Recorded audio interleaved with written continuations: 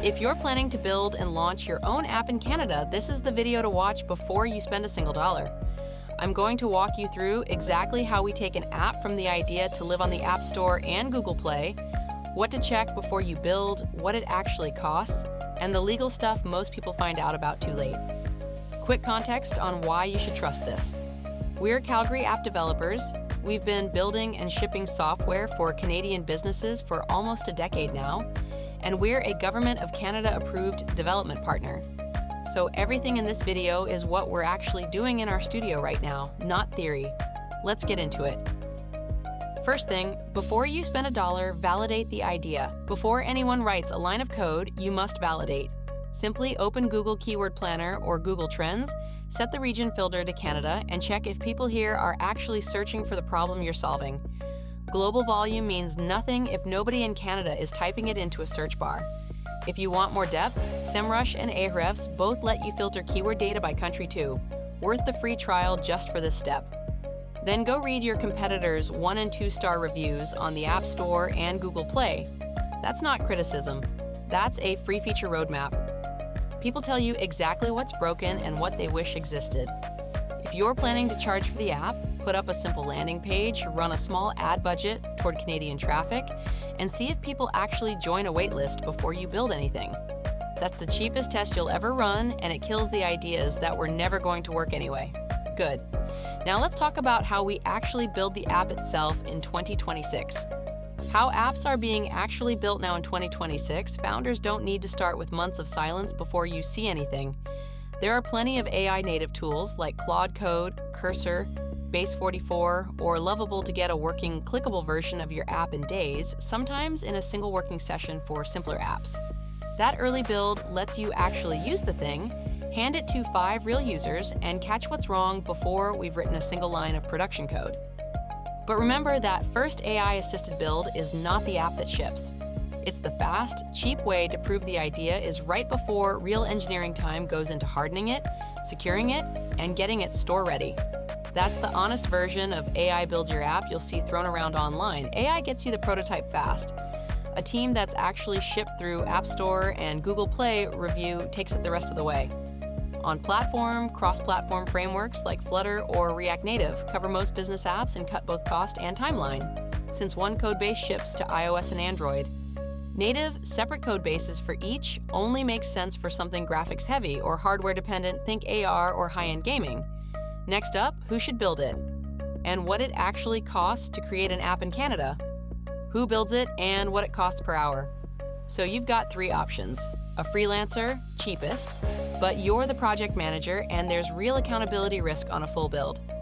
An agency, you get a project manager, QA, and someone who has actually gotten apps approved on both stores before, which matters more than people think since first-time submissions get rejected constantly for avoidable reasons. Or an in-house team, only worth it if the app is your core product long-term. On rates, freelancers in Canada are typically running $50 to $90 an hour. Canadian-based agencies run $90 to $160 an hour, and that premium covers the project manager, the QA tester, and the person who actually knows the App Store review guidelines cold. Ask any team for their hourly rate and their estimated hours, not just a flat number. That's how you actually compare quotes apples to apples.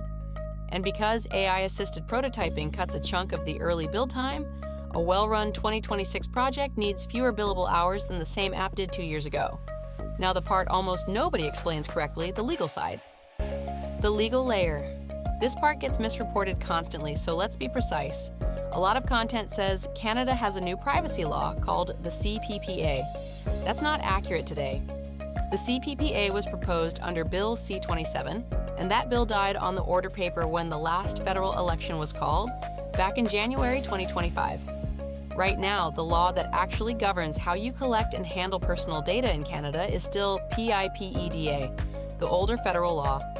A replacement is expected to come back before Parliament, but as of right now, it hasn't passed.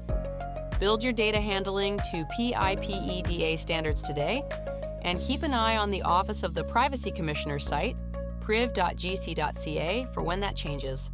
On top of the federal law, Quebec, Alberta, and BC each have their own private sector privacy legislation that can apply depending on where your users are. If Quebec is any part of your target market, Bill 96 applies to you even without a physical presence there. It covers your app's interface and customer-facing communication. Budget French localization from the start if Quebec users are part of your plan, not as a scramble right before launch. On the business side, incorporate before you're collecting real user data or revenue, and once your paid app or subscription crosses the small supplier threshold, you'll need to register for GST or HST. Talk to an accountant who's actually handled digital products. Now, we must also talk about something a lot of 2026 content is getting wrong. This year, US courts forced Google to let competing app stores and outside payment systems into Google Play. Big story if you're in the US. It has not reached Canada. Google itself has confirmed that there's no timeline yet for bringing that access north of the border.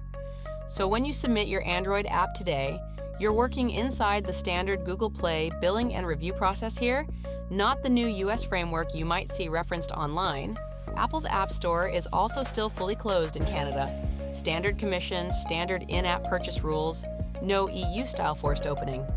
What is genuinely new is that CIPIC, a Canadian public interest legal clinic, filed an application with the Competition Tribunal in January 2026, arguing Apple's App Store rules are anti-competitive. That case is still at the early stage, still hasn't been decided. Worth watching, not worth building your launch plan around yet. Bottom line, plan your submission around today's actual rules for Canada. Once the app is built, now you have to actually launch and rank it for Canada. Launch, ranked for Canada specifically. Treat your Canadian store listing as its own listing, not a copy of a US one. Inside App Store Connect and Google Play Console, check your keyword rankings filtered to the Canada storefront specifically.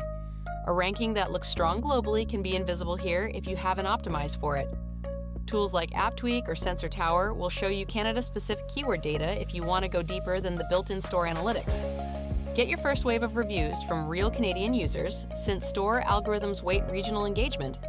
And if Quebec is part of your audience, submit a proper French listing, not a machine translation. So let's bring it all together. Whatever we've covered is the real 2026 process to build and launch an app in Canada in 2026 or beyond.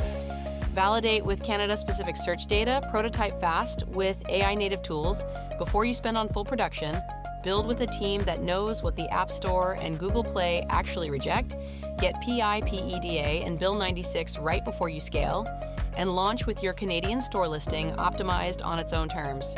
Lastly, if you want a reliable tech team that's already living inside this exact playbook, that's what we do at Calgary App Developers.